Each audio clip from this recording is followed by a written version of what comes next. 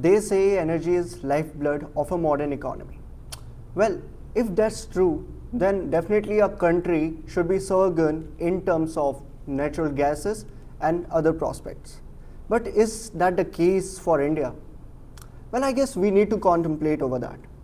And for this major contemplation, we got Professor Kamal Madishetty, who's being a distinguished part of Y20 at G20 Youth and a distinguished geopolitical strategist. And again, namaste, welcome to Bharat Ki Baat, episode 3. Thank you very much, Siddharth. Pleasure to be with you and in this platform. Thank you so much for inviting me. So again, sir, as the motto or the topic today we are going to discuss is, can India reduce its dependency on natural crude oil? And basically, as we can see, the crisis of natural oil gases that is happening through the Strait of Hormuz or due to Iran, Israel and American war. So can you just tell us, does this level of dependency is a strategic risk for India in long term? No, absolutely. It is a strategic risk. Both, I think, in the near term as well as long term, because India is definitely a net energy importer. 90% of its crude oil is imported, 50% of its gas is imported, and a lot of not just imported but also sometimes from the very same set of sources. So we don't necessarily have a very diversified set of suppliers when it comes to energy, be it oil, be it crude oil, be it natural gas. And so a conflict like the one that we are seeing in Iran between US and Israel on one side and Iran on the other, which also has engulfed the entire Gulf region, is definitely a strategic risk for India. Energy, in a sense, will always be a strategic risk for India as long as we are a significant importer of energy. So it is something that we have to deal with. We don't have any other option given our population, given our energy demand. We are a huge economy, and an economy of the size of India will always have some kind of vulnerabilities, but I think we have to move from being vulnerable to being resilient, and in some ways we have, and I think that's the big policy challenge in front of India. A very great point, a very great terminology that is used by you is the diversification. Right. So don't you think that for now India is, there is limitation of infrastructure, along with there is a sort of scarcity of certain elements or resources? Is that the main cause for this? So if we have to think of whether our energy dependence is as a result of resource constraints or is it because of some kind of a policy limitation, of course, most of the times it's a mix of both, but I think it's mostly a resource constraint as far as energy is concerned. Because, well, at the end of the day, we are not, let's say, blessed with crude oil, reserves, oil reserves where we can, drill our way out of this crisis. Nor is our, gas reserves that much. So yes, there are limitations in terms of resources that India has when it comes to energy. Of course, there is a whole bunch of things that are happening to offset these constraints, right? We are focusing on renewable energy, we are focusing on hydrogen, green hydrogen, we are focusing on biofuels. We also have some other long-term projects, like if you have followed the news in the last few days, there were the fast breeder reactor of India attained criticality in the second stage. Of course, it will take many years before that will reach the third stage, but there are things that are planned for the long term, but in the immediate term there's a lot of diversification that is happening, not just from the sources we get our energy from, but also our energy mix, as we call it in the policy language. हम उसको energy mix कहते हैं. Energy mix का मतलब ये होता है कि आपका पूरा energy जो consumption है उसमें कितना ऑयल से आता है, कितना सोलर एनर्जी से आता है, कितना विंड से आता है. ये जो एनर्जी मिक्स है इसको हम चेंज करने की कोशिश कर रहे हैं in the last few years, and we been quite successful in changing some of the numbers. So I think that is going to be the way forward. So even if we have some resource constraints, through policy measures we can make up for those limitations in resources. Okay, sir. Again, being a psychology student, I'm inclined toward the neuro-environmentalistic approach, like being an environmentalist right now. So there's always a concern that is related to, can renewable energy completely replace the the crude oils, the natural gases? So that's a good question, Siddharth. कि renewable क्या पूरा ही offset कर देगा? I don't think so. It will not happen in the near term. We have very ambitious targets when it comes to renewable energy. Be it solar, be it wind, be it like I said, hydrogen and biofuels. But I think in the near term that shift is going to take time. The other thing is, as of today, about 50% of our electricity is already coming from non-fossil fuels, right? So this was the target that we had set out, we had given ourselves, and we have already met that. And I think that percentage is going to increase when it comes to non-fossil fuel sources for our electricity. आगे जाके हम nuclear energy पे भी बहुत ज़्यादा invest कर रहे हैं. Nuclear energy is also going to be an important constituent of our energy mix that I said, and that is going to be very important, right? Recent amendments and recent legislative changes when it comes to how nuclear energy is tapped into. There is something called the Shanti Bill, which the government of India has introduced in recent months, which has allowed for greater private sector participation in nuclear energy. So bringing in reforms like that is going to matter a lot, because if we want to change our energy mix and move away from fossil fuels to renewables and non-fossil fuels, bringing in those legislative changes is going to be very important. So I think near term mein nahi hoga, but in the long term, frankly, that is the way forward. Okay, so again, following the same question, there is a concern. Should India rely on domestic resources? And for that, like in the recent news, I guess we all heard about the Aravalli Hills, right? Right.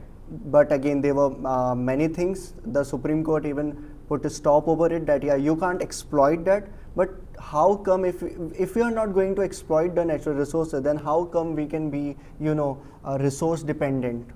Right. No, I think self-independent. Yeah. So I think when it comes to exploiting our own natural resources, obviously it has to be done, but at the same time you have to keep in mind the environmental sort of implications or impact as well. And I think there it's a balancing game. Now, I think the bigger challenge is, क्योंकि हमें green transition करना है, यानी कि हमें fossil fuels से move करके non fossil fuels तक जाना है, रेन्यूएबल्स का जो परसेंटेज है एनर्जी मिक्स में वो इंक्रीज करना है. The question really is, what do we do then in terms of investing in fossil fuel related potential that we have. यानी कि अगर कोई ऑयल रिजर्व्स है हमारे पास, जैसे ऑफ शोर हो सकता है, डीप वाटर हो सकता है, there is something called EOR, enhanced oil recovery. So these are sources that we might have and we have when it comes to oil exploration. But do we want to put in our money there, right? Because we want to do the green transition, but at the same time we are also facing some risks in the immediate term. So that is the larger puzzle in a sense, because resources तो है ही, but वो resources में जो money जाता है, जो investment जाता है, is it worth it when we are undertaking the green transition? Because so what happens is that we have to invest in projects which are going to come around very quickly, because if they come around very quickly, then they might be helpful. But if they are going to take a long time, and in that time if we are already going to have returns from our renewable sources, then probably that's not the best use of our investment and our resources. So I think that is the puzzle here, and so that has to be very carefully balanced. So a very great point carried by you. And apart from this, I want to know, there's a very famous phrase that is used by government, that is strategic petroleum reserve or strategic reserve. So don't you think it's sort of facade for just covering up? Again, it's going to be a controversial question. So is it a phrase that is used to just give false hope to us or to the citizens that it's all okay? No, I think, see, if it will be a false hope if we have the wrong expectations from the strategic petroleum reserves. The SPR, the strategic petroleum reserves, essentially, if you want to understand it, think of it as a household. एक घर में जब आपके पास savings होते हैं, right, आपके savings का मतलब क्या होता है? सेविंग्स का मतलब ये है कि जब इमरजेंसी आता है तो आप अपने बेसिक नेसेसिटीज उससे मीट कर सकते हैं. सेविंग्स होना या घर पे थोड़े कैश रखना एज सेविंग्स और emergency fund does not mean that you should not be working and earning money. Savings का मतलब घर पे जो इमरजेंसी फंड होता है उसका पर्पस ये होता है कि जब इमरजेंसी हिट करे तो आप अपने रोज़मर्रे की जो खर्चे हैं वो आप पूरा कर पाएंगे. तो जो SPR है, स्ट्रेटेजिक पेट्रोलियम रिजर्व्स, एंड इस टाइम पे you have 3 at least places in Visakhapatnam, in Mangaluru and in Padur, these mostly in the south, where we have strategic petroleum reserves worth about 5.3 million tons, I think, if I got it wrong, if I got it right. I think 5.3 million tons, if I got it right. And this is enough for something like I think 7 to 9 days of national demand. I guess right? 45. No, 7 to 9 days. If you include the commercial sort of stocks as well, then it would be about more than a month. At the same time, the government of India is also trying to expand this. अभी 5.3 कुछ है, उसको 6.5 पे ले जाने वाले हैं, उससे फिर 20 million tons पे ले जाने वाले हैं, which will give just these strategic petroleum reserves would be enough for a month's time. Now the point to and again coming back to your question in particular, this is important because when an emergency hits, tomorrow if there is a military conflict, tomorrow there is a naval blockade, or like what you're seeing in the Strait of Hormuz, your supplies are stopped, let's say for a day, let's say for a week, your strategic petroleum reserves are going to be very handy. So therefore that is their purpose. उनका purpose ये नहीं है कि आप अपने बाकी जो policy चीज़ें हैं, जो डाइवर्सिफिकेशन हमें करना है या अपना डिमांड जो है ऑयल और जो फॉसिल फ्यूल्स का डिमांड है उसको कम करना है, ये सब कुछ हमें करना है. It is not an escape route, it is not an alternative, it is a safety valve, it is a safety net for us. तो जो SPR होता है, स्ट्रेटेजिक पेट्रोलियम रिजर्व होता है, वो सेफ्टी नेट है और सेफ्टी नेट का बहुत इंपॉर्टेंट वैल्यू होता है. उससे हमें सही एक्सपेक्टेशन रखना चाहिए.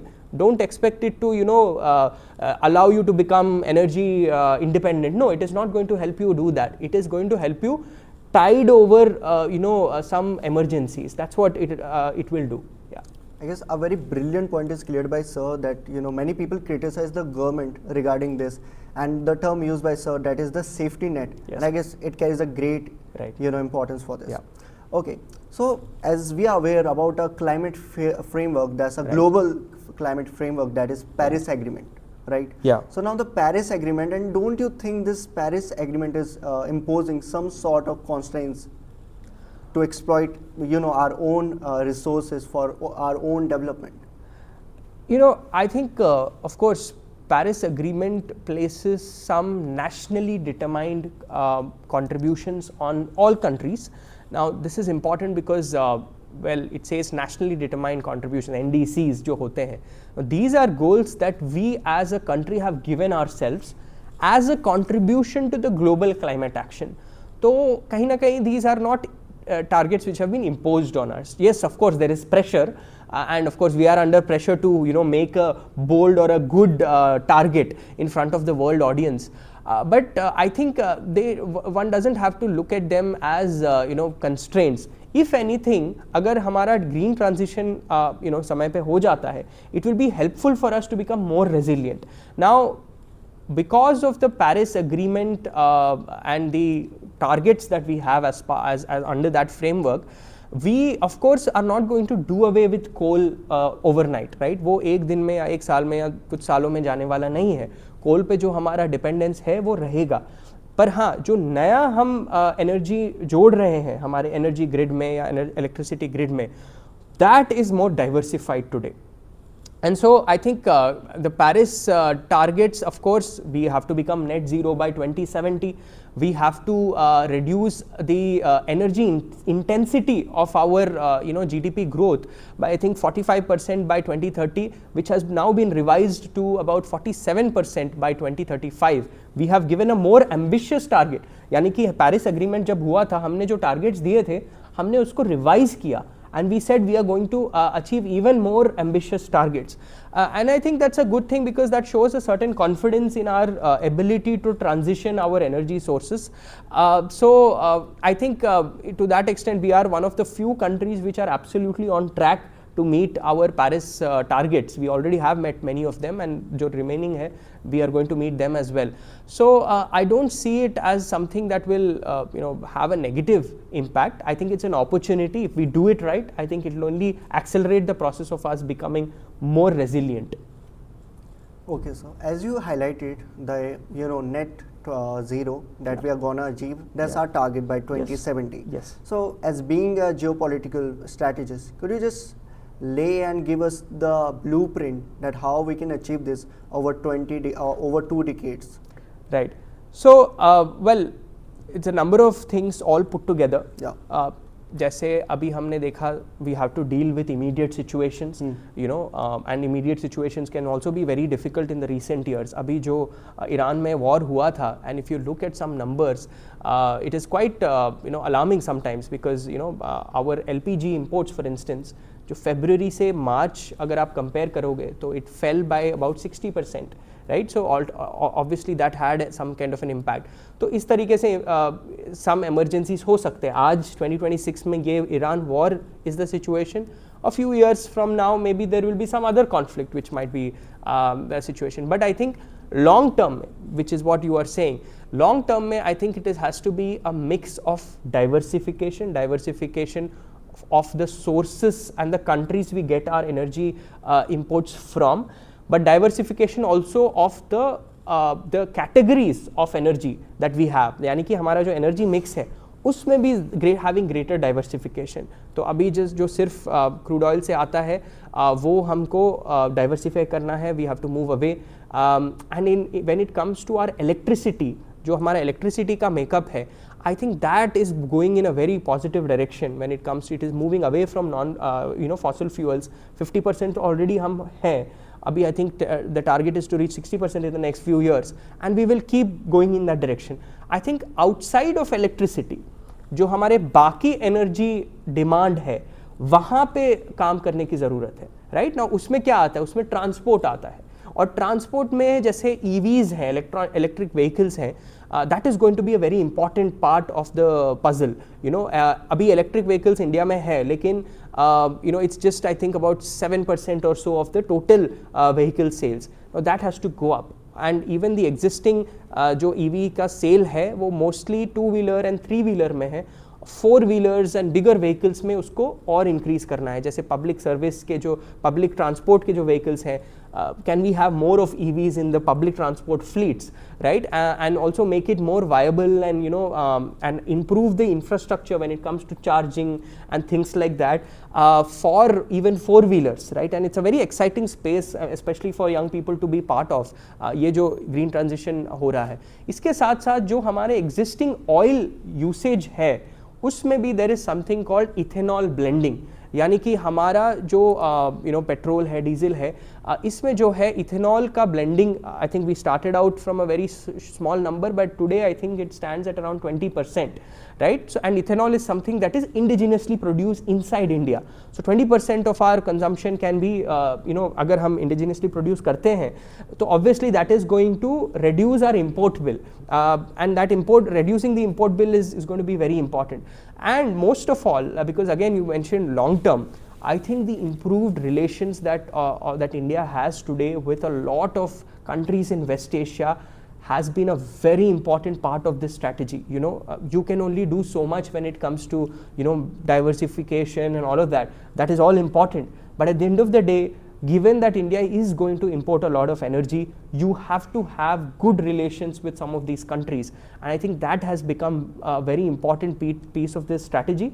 And you see the dividends of that, right? You see how despite all of the difficulties of the current Iran war, you've had vessel after vessel that transported, let's say, LPG from the Strait of Hormuz to India. We've seen about, I think, 9 vessels or so. It started with, I think, Nanda Devi and Shivalik, but there have been several other vessels. So about 9 vessels or so have already reached, and that could not have been possible if we did not have the kind of relationships that we have in the region that we do today. Good relationships. So I got a question over this. It might sound a bit gloomy, but don't you think it's sort of this war, this Iran, Israel and American war, is sort of blessing in disguise for India as it enhances India and Russia relationship? Oh yes, absolutely. I mean, in fact, because of the situation in Iran, India actually made up for some of the difficulties because of this, the energy difficulties, by suddenly increasing its procurement of oil from Russia. And it also could convince the US, because before this war, remember that India and US had arrived at some framework for their trade deal, and as part of that there was a lot of pressure on New Delhi to reduce its imports, energy imports from Russia. But after the war, India was also very clear that the energy requirements of 1.4 billion people are extremely important for us. It's of vital national interest, and we have to do what it takes to meet that demand. And therefore even the US had to come around and say, oh okay, we don't have any issues, at least for 30 days India can import whatever it wants and things like that. It had to. It's not like India was waiting for the US to do it. The US has to understand at the end of the day that we have a very important domestic requirement, and therefore I think increasing the imports from Russia made sense, and I think that was a very important sort of a thing. And this is something that also happened when the Ukraine war happened, for instance, right? It is because India could import a lot of Russian oil that we could cushion the impact of the increase in oil prices that otherwise happened. And because India could import that, because of that, the overall global situation as well, when it comes to global inflation, that was in control. And this is again something that the US administration itself has said. Well, the new administration would want to forget that they said it, but that's a fact. So yes, I mean, Russia has been a very important player both during the Ukraine war and also now during the Iran war. Yeah, as US is trying to forgetting a lot of things, as we are aware about the Twitter war that is going on between America and Iran. Don't you think it's so funny that in contrary, like we are having a good relation with Russia, but apart from that there is a bit sort of friction between India and America, whether the tariff warfare, and apart from that the ban that America had possessed and imposed on Russia. Right. The US and India, of course, the relationship has been turbulent in the last 1 or 2 years. But I think India is not the only country in this regard. I think President Donald Trump has negatively impacted the United States relations with a number of countries, right? And the kind of things also he has said when world leaders have visited him, I think has been quite problematic for America's relations with a number of countries. So India is not the only one in that regard. But I think what India has done is been very patient. It has not tried to indulge in any sort of public recrimination or public grandstanding. Absolutely. It has done the work very silently, and I think you are seeing the results of it, and you will see the results of it going forward also, because I think at the end of the day the US has to realize that India structurally is extremely important. It is not a small player which can just be influenced by one or the other incentive. It is a country that is a major point or a pole of influence in the world order, and it is only going to get stronger and more influential. So therefore it does not make sense for the US to do things that kind of push India away. I think that recognition, I think, is there, very much there, even though there can be ups and downs, because I think the importance of India economically, importance of India strategically when it comes to this Indo-Pacific region, India's importance from a technological perspective, from a people-to-people perspective, is not going to go away. Plus, India is a democracy, unlike China. So all of these factors are together make India extremely important for the United States. And I think despite all of these ups and downs, the US will have to recognize the importance of India. Absolutely, and this is I guess the biggest difference between America. They Yeah. just pretend to be a democracy, or Right. someone who guards the democracy, and India that we don't play petty games. Yeah. Yeah. No, absolutely. I mean, India has never wanted to intervene or interfere in other people's domestic politics, Absolutely. or carry out regime change operations like the United States has. Again, it's not a thing of the past. It is very much there, happening all the time, right? And we saw what happened in Venezuela, and then of course several other examples. So I think it is in the interest of both countries to have a good, positive, and a constructive relationship, and I think that will be the case, right? That will be the case no matter what the global situation is. And I think right now we are seeing, I think, some sort of a stabilization of that relationship. Of course, this conflict will have its impact, but I think in the longer term, and once we emerge out of this, certainly I think the US-India relationship will get better. Yeah. So before closing this conversation, I just want to ask a very controversial question. Sure. And that is it's just idealistic, or is it unrealistic that India is going to be 100% self-reliant? Like, is it true that Right. we can or we are capable to do so? No, I think, no, it's a very simple question. I think it's a good question. I think we should not be looking at it from a perspective of whether we will be 100% self-reliant or not, because practically speaking, when it comes to the field of energy, it is very difficult for a country like India to be 100% self-reliant.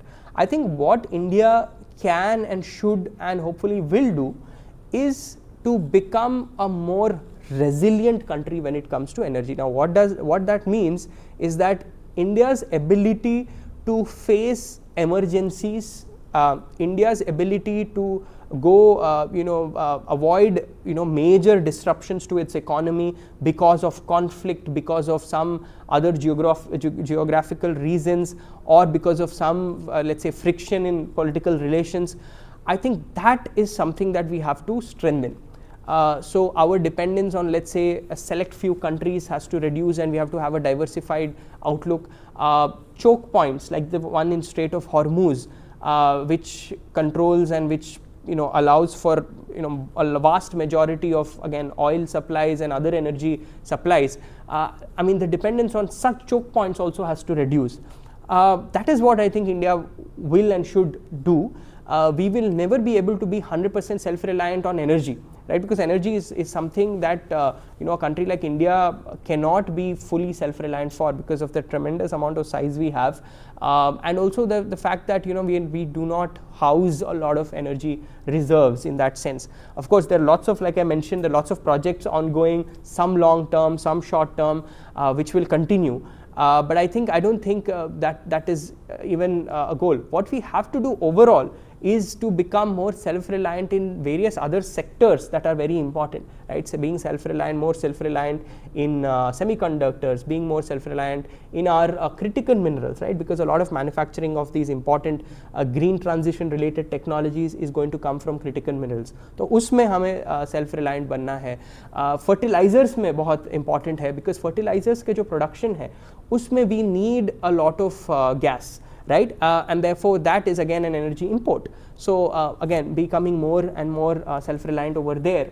So similarly, other sectors, especially electronics and semiconductors and chips and all of that, and AI, of course, which is at the frontier of technology right now. So becoming self-reliant in across all of these things plus defense, I think it's a full set of things, of which energy is one part of it. And energy, like I said, requires a very wide-ranging strategy, all of these put together. So I think that's where we will be. A broader perspective, I must say, a broader perspective that you get when you talk to someone who is as distinguished as Professor Kamal Madishetty over here. And I guess this particular talk, this particular podcast have been sort of epitome of clearance of thoughts, where you have cleared a lot of myths. It was sort of myth-busting session, Sure. where we just gone through multiple things and tickled certain aspects that was sort of bit controversial. Nobody's talking about that. Right. And that's again so much. Thank you for being over here. And yeah, Thank you so much. Thank you so much. It was a pleasure talking to Yeah. you. Thank you. Thank you, sir.